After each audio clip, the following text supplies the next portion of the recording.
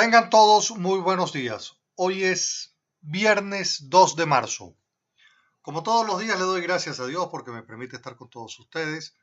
A ustedes gracias siempre por la sintonía con la que apoyan el programa. Dios los bendiga a todos y con la bendición comenzamos el programa el día de hoy. Vamos a comenzar primero hablando de la fecha electoral que fue pospuesta. Y fue pospuesta en el marco de una incorporación que están haciendo de elecciones regionales de consejos legislativos y consejos municipales. Este es un tema interesante porque nos vuelve a colocar en escenarios que hemos manejado aquí en el programa. Las personas que se han candidateado, ayer lo comentamos, son personas de un mismo sector político, de un mismo pensamiento, de tal manera que no hay alternativa, vale decir, es la misma gente. No hay oposición, lo que hay es una contendencia entre ellos, en mi criterio, en el marco de una estrategia que busca varias cosas. Pero primero, no hay oposición, esta es una competencia entre ellos. Esa competencia entre ellos está enmarcada en otra estrategia superior. Y es precisamente entonces que tenemos que identificar primero a los personajes. Los personajes de un mismo pensamiento, personajes de un mismo sector, personajes de un mismo origen. Todos esos que están postulados. De tal manera entonces que cualquiera que el Consejo Nacional Electoral diga ganó Henry Falcón, ganó el general de la aviación, cualquiera de los que están postulados que gane, gana alguien del mismo sector, alguien del mismo pensamiento, alguien del mismo origen, alguien de esa misma fraternidad de alguna manera. En el programa hemos manejado incluso la tesis de que Falcón sea el que gane la presidencia, baja la presión internacional sobre el cuento de que hay un proceso de alternabilidad presidencial, demostrando que hay democracia. Entonces, con la presencia de Falcón se permitirían el ingreso del canal humanitario, y entonces se trataría de flexibilizar la circunstancia tan dramática económica que vive la nación. Creo que esto es así porque nadie puede ser tan ilógicamente hablando que tome unas decisiones como las que se tomaron ayer en materia económica, que todo habla de aumentos de salario más bonos, una feria de bonos y de repartos, sabiendo que eso va a acabar con el salario, más va a acabar con el trabajo, va a acabar con el comercio y va a disparar la hiperinflación más de lo que está disparada.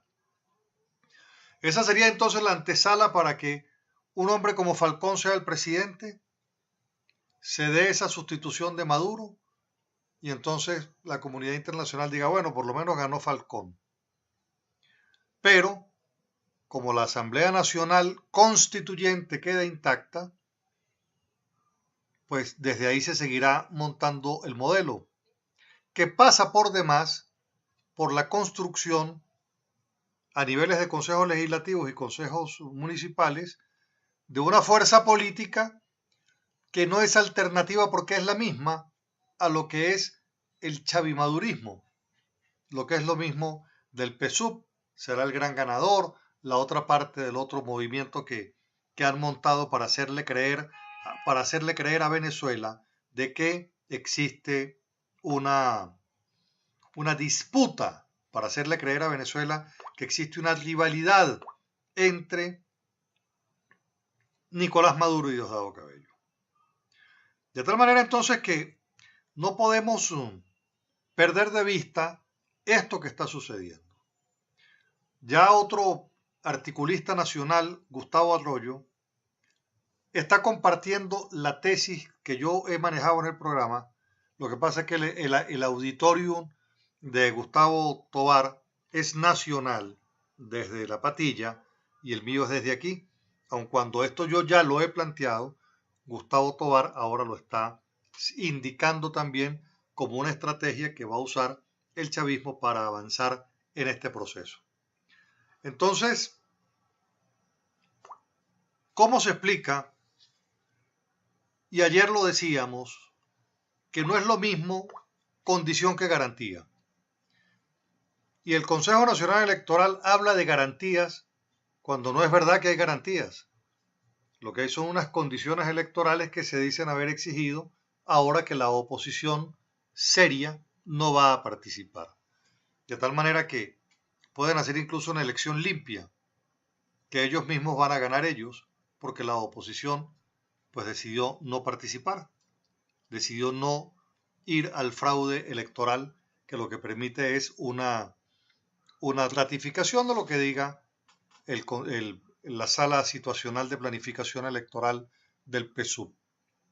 Entonces, no es elección, pero sí va a tratar de montarse una plataforma política partidista desde las regiones, a donde entonces el chavismo se hace a una hegemonía casi total, si no total, del estamento político. Y han utilizado la elección de los consejos municipales y consejos legislativos, que en las leyes del Estado comunal no existen y que no existen en el plan de la patria, precisamente para poder avanzar, tratar de obligar a la oposición a que asista a un evento electoral, pero entonces lo que hicieron fue mutar el modelo de Estado comunal y entonces como ellos van a manejar consejos legislativos y consejos comunales, pues los dejan ahí a órdenes de lo que ellos van a ir construyendo de forma progresiva. Entonces, con el tema electoral creo que quedamos claros. No creo que aparezcan más candidatos, ni creo que aparezcan candidatos o partidos de oposición formal. Esperemos que no, pero la situación económica del país se va a profundizar de manera mucho más dramática. Y quiero que estén atentos de ese fenómeno y de lo que ya hemos planteado puede suceder con una pérdida de Maduro relativamente. Ganaría Henry Falcón, Maduro sería el protector de Venezuela o sería el presidente del Consejo de Estado y la Asamblea Nacional Constituyente le da los favores más importantes al presidente del Consejo de Estado y Falcón sería presidente de un poder ejecutivo que coordina gobernaciones y alcaldías, cosas así. Vamos al corte.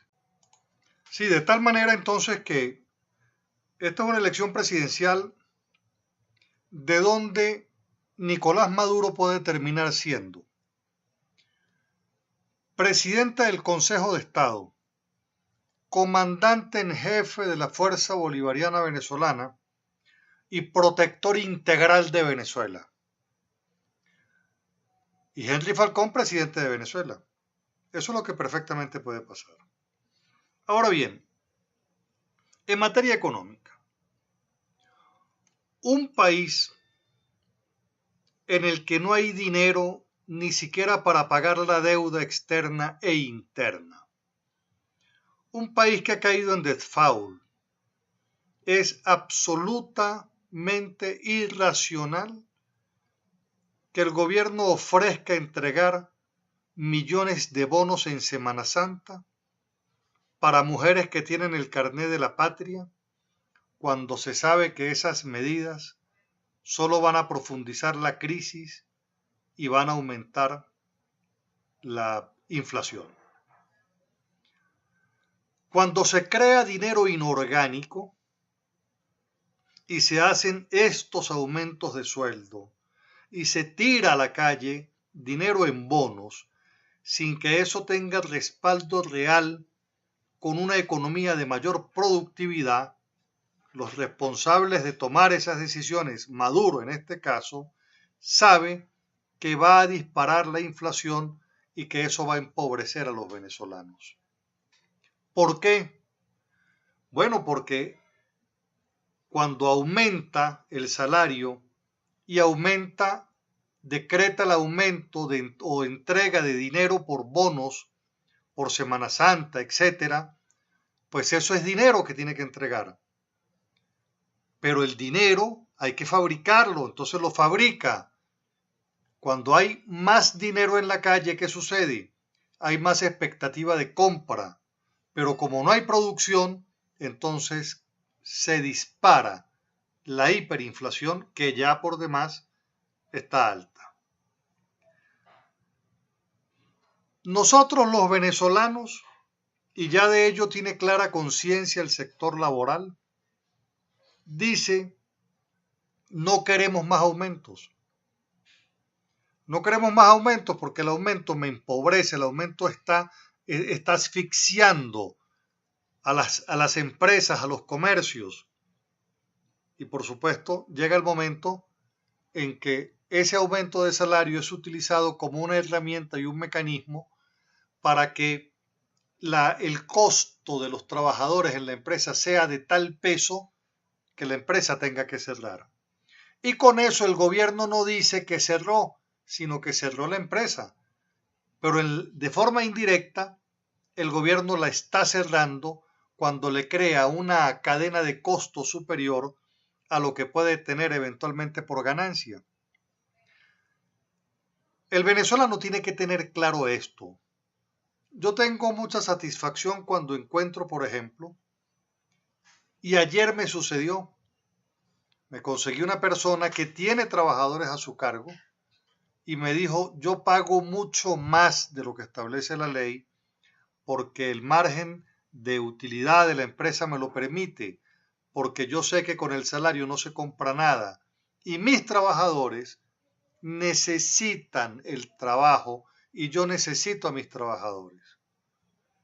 Dijo: por tanto, yo les tengo bono por fuera de lo establecido, sabiendo que lo que el gobierno decreta no alcanza para nada. Ahora bien, el gobierno sigue aumentando. Hay negocios que viven ras con ras, que no pueden hacer la operación de lo que me dijo el que habló ayer conmigo. ¿Y usted qué me dice? ¿Usted que recibe ese bonito, usted cómo lo ve? ¿Usted cree que el gobierno la está ayudando? ¿Usted cree que el gobierno lo está ayudando? Mire, es tiempo de decir: esto que está haciendo el gobierno para conmigo es acostumbrándome a la pobreza. Acostumbrándome a la pobreza. ¿Ustedes se acuerdan de la campaña de Chávez, de que ahora sí estamos repartiendo la gotica de petróleo para todos? Bueno, pues se acabó el petróleo y se acabó la gota. ¿Y cómo quedamos? Quedamos con el tema del bono, con el tema de la caja de CLAP, con la misión. Los chavistas saquearon el país, usted se quedó con la migajita, con una migajita que ellos utilizan en función al populismo, que le clava en su corazón la esperanza, y usted detrás de que le llegue la plata, detrás de que le llegue la plata del bono de la farmacia, detrás de que llegue la plata de otro bono, detrás de que le llegue una bolsa y no llega, y la están utilizando y utilizando y utilizando. El gobierno sabe que la está utilizando. Esto de ese reparto, y por casualidad ayer en el programa lo decíamos, eso es parte del populismo, el dar. Usted se acostumbra a recibir, pero el gobierno no genera empleo. Como el gobierno no genera empleo, a usted lo obligan a ir a la limosna, lo obligan a ir al gobierno, a la bequita, a lo poquito que va a dar el gobierno. A eso es a lo que lo están obligando. en el fondo, usted lo recibe porque lo necesita, pero quiero que tenga clara conciencia de que lo están haciendo más pobre, de que no le debe ningún favor al gobierno. El gobierno es el que la hizo pobre. Nada es gratis en el mundo, nada. Y esto que estamos viviendo nosotros en Venezuela no es otra cosa que una hiperinflación que junto a la pérdida del signo monetario, que es el valor de la moneda, va logrando entonces que la destrucción del país, de la economía, lo va llevando a usted a depender cada día más del gobierno, y el gobierno con ello está estableciendo un sistema de racionamiento sin que usted no se percate de que lo están haciendo. Ustedes no se dan cuenta que el gobierno utiliza es la plata de los demás, no la plata de ellos. Entonces, acabó con todo. Y ahora quiere arrasar.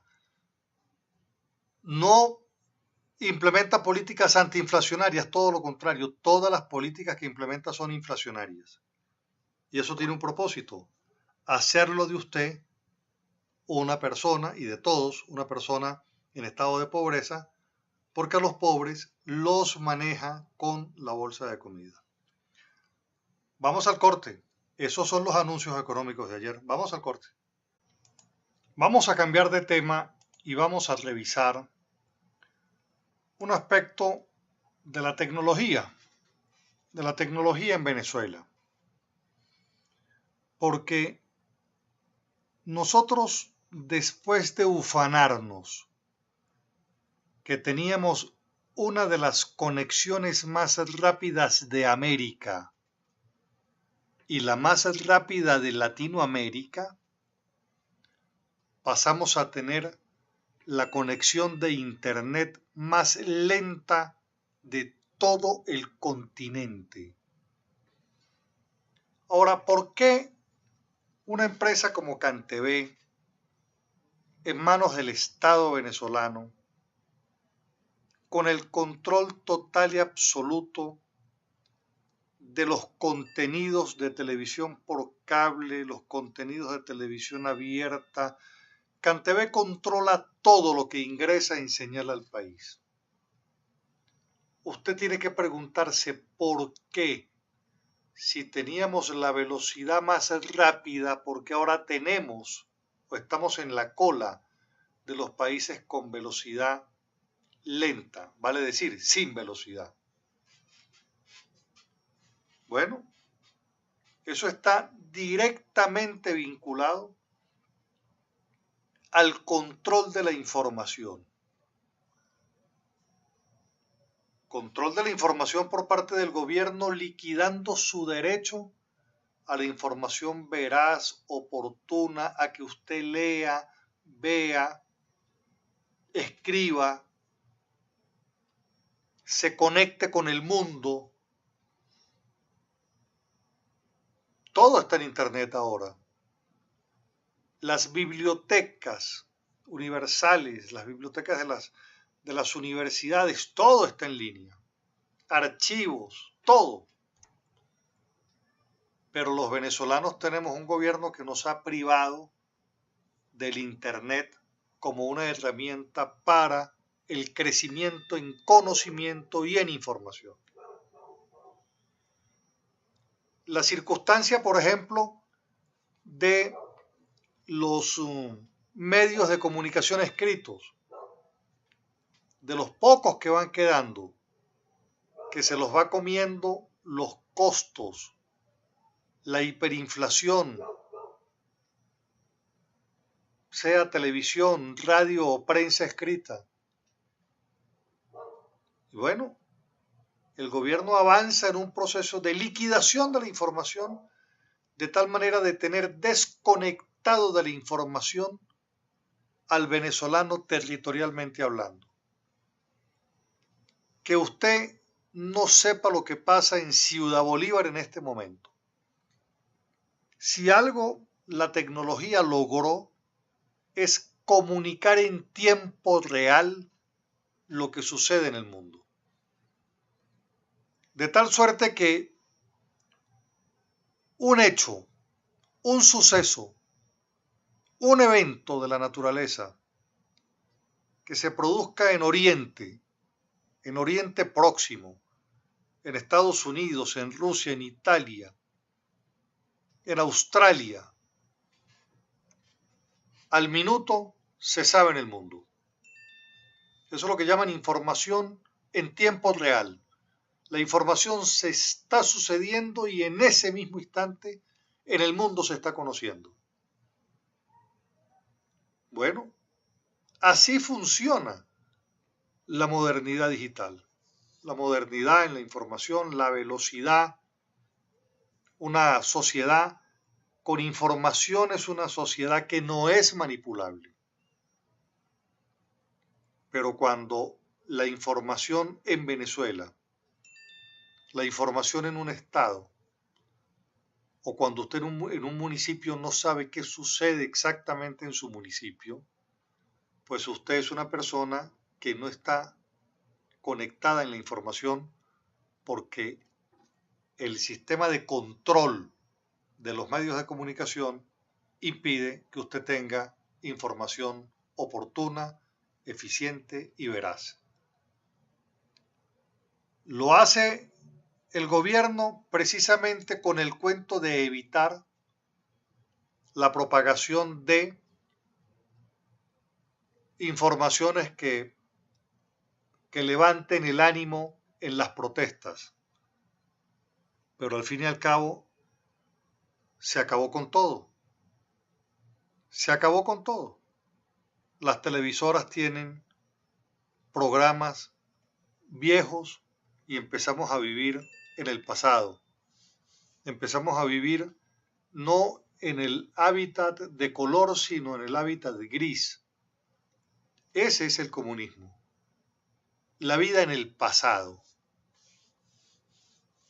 a donde la gente se va conformando con la bolsa porque es lo que necesita para vivir, para subsistir, sin percatarse de que lo hicieron pobre porque perdió su derecho a la alimentación, perdió su derecho a comprar comida y perdió ese derecho porque perdió antes el derecho al salario, perdió antes el derecho a la moneda fuerte. Y es precisamente por eso es que ahora todo es cola para mantener a la gente ocupada. Se saldrá de la revisión del chip e inventarán, por ejemplo, ir a chequear la cédula de identidad para ver si la cédula de identidad es la original, es su número, porque, bueno, se inventan cualquier cosa. Alguien me escribirá, Carlos, no lo diga porque les va a dar una idea, seguro. El juego del gobierno es mantener a la gente ocupada y por eso es que surgen las colas y por eso la destrucción. La destrucción de la economía es la destrucción de nuestra manera de vivir, nuestra manera de hacer las cosas. Es duro la situación que vivimos. Y es tan mediocre el planteamiento político de esta revolución que los que se lanzan de candidatos dentro de ese mismo pensamiento ni siquiera quieren debatir frente al gobierno el modelo socialista que se quiera para Venezuela en el caso de ellos. Para que alguien le diga, mire, es que usted promueve el modelo cubano en Venezuela que fracasó. Yo promuevo un modelo socialdemócrata de los países nórdicos. Pero es que ni siquiera ese debate lo quieren dar en el mismo espectro del comunismo. Por eso es que necesitamos avanzar en los conceptos liberales, que son los conceptos que le devuelven a usted el derecho por encima del Estado. Es así como se construyen los sistemas, con la libertad primero. Bueno, llegamos a la parte final del programa. Espero les haya gustado. Mi teléfono es el de siempre, 0424-724-4318. Sígame por favor en Twitter, @Carlos Casanova, en Facebook Carlos Casanova. Que tengan un excelente fin de semana. Dios los bendiga. Regáleme su bendición. Los quiero mucho. Muchísimas gracias.